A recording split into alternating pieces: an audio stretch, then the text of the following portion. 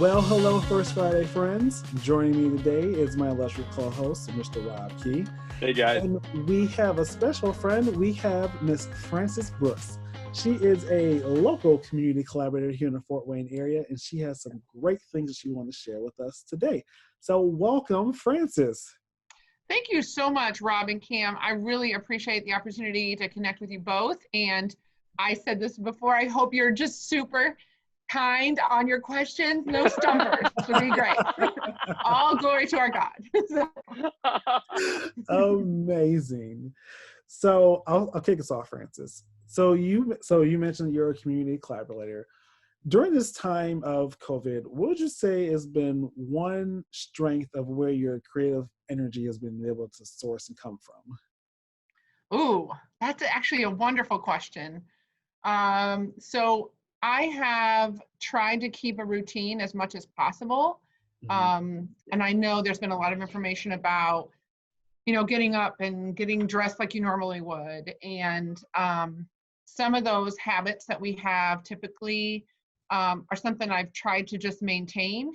It was brought to my attention this morning that this is our 40th day of responding to the situation locally. And for me, that as a believer, that struck an interesting chord. But I will very much share the idea that my morning devotions, I've added some meditation, which I know is a little touchy-feely for some believers, but I've just really enjoyed that quiet time and being re-energized by really calming music.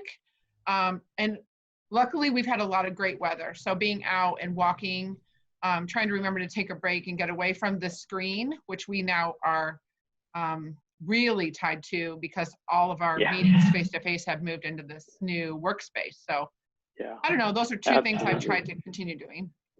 Awesome. Thank you, Frances. I have a question for you, Frances.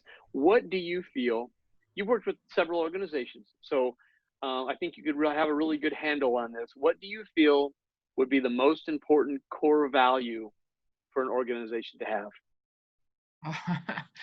Well, Rob, immediately there was an answer that came to mind, and I'm going to go with authenticity, mostly because it lets me use more than one word. So we know in leadership study that authenticity is built on two primary traits, and that is integrity and trust.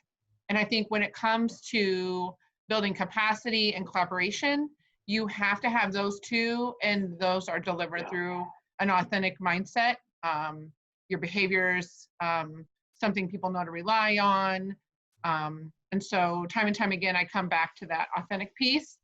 And anybody who spent more than 2 minutes around me knows that what you see is what you get. And hopefully that's always a good thing. And when it's not, then to quickly recalibrate is really important, but to do it just from a place of authenticity. Great. Thank you, Frances. Sure. Thanks. So, Frances, you mentioned that especially during this time we're glued, we're tied to our monitors, to our screens, to our phones, to whatever to get out a signal. At the end of the day, how do you what are some ways that you distress yourself? Well, anybody who's following my particular social media pages these days would know that we are on number 17 of puzzles this year. We did not set out with a goal to do 17 puzzles or 20 puzzles in 2020. Wow. But it's just become what our whole family is gathered around the table doing. And they've been a variety of things. So just the other day, a friend of mine mailed us a 9-piece puzzle that's supposed to be unsolvable. I live with two geniuses in my home. My daughter solved it in 10 minutes. I sit there going, I don't know, which way does this go? She found a pattern and solved it. So, but we recently did a 2,000-piece puzzle. That took us a couple weeks, but we can probably kick a 500-piece puzzle out in less than 3 hours at this point. It's funny. That's pretty impressive. No, like I said, we didn't set out with a plan to do that, but it's been a really good, we literally sit around the table and take turns. And, we brought a daughter home from school. She'd been away in a residential place. And then my other daughter's a senior. So it's just neat to find time to reconnect with them. in this just really unique stage of life they're in, as well as that our world is facing right now. So. Absolutely. Well, Frances, what, you've touched a lot of lives. As Cameron says, you're definitely a collaborator. I mean, we met at First Fridays. It was back, I believe, in November of 2018. So it's been over 2 years now. Yeah. I think was it raining? And I got the door for you or something. I mean, we were trying to run in. Yeah. What is a specific trait that you believe every leader should have? I know you've already talked about trust and integrity, but as far as a characteristic trait that every leader should have. Yeah, so I'm going to go with vulnerability. I think it plays into the pieces I already talked about. Okay. One of the things that I have a really unique ability to do is remember names and faces. I may not always know where we met, but in a strange way, I will remember your name.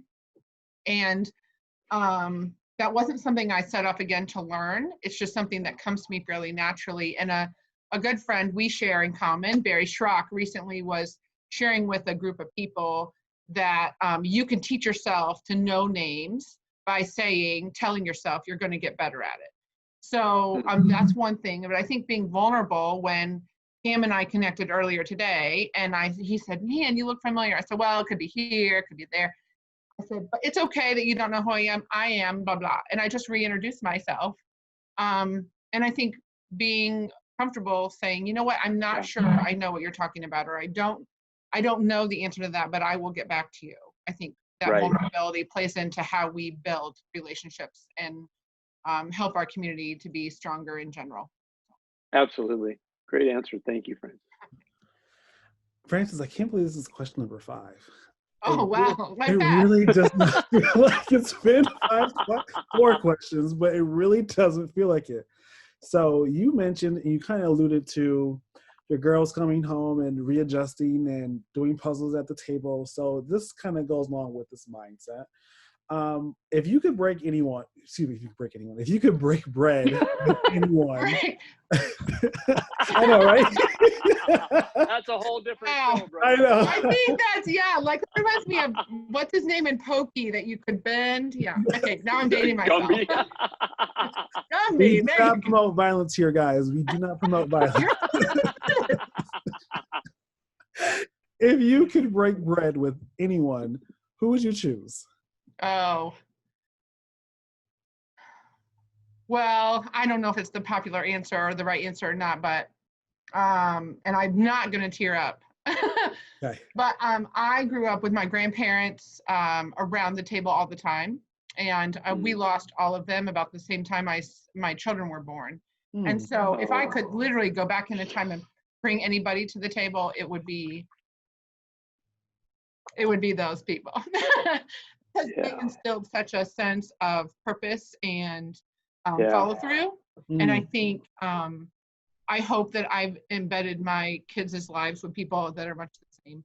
And that's what I want to bring to our community, is that when you sit down, the people you're sitting with are bringing those really good values into the space you're sharing. So. Awesome. That's awesome. I love that. And I'm not crying, just for the record. Allergy. Right. Okay. Yeah. But you can't do that. It's COVID. No sniffing or no touching the face. Right. No, and Frances, I didn't know your grandparents, of course, but I think they would be so proud of you, because what you just shared with us, you seem to bring into every relationship, which I can't imagine that you didn't already bring it into your raising of your children as well.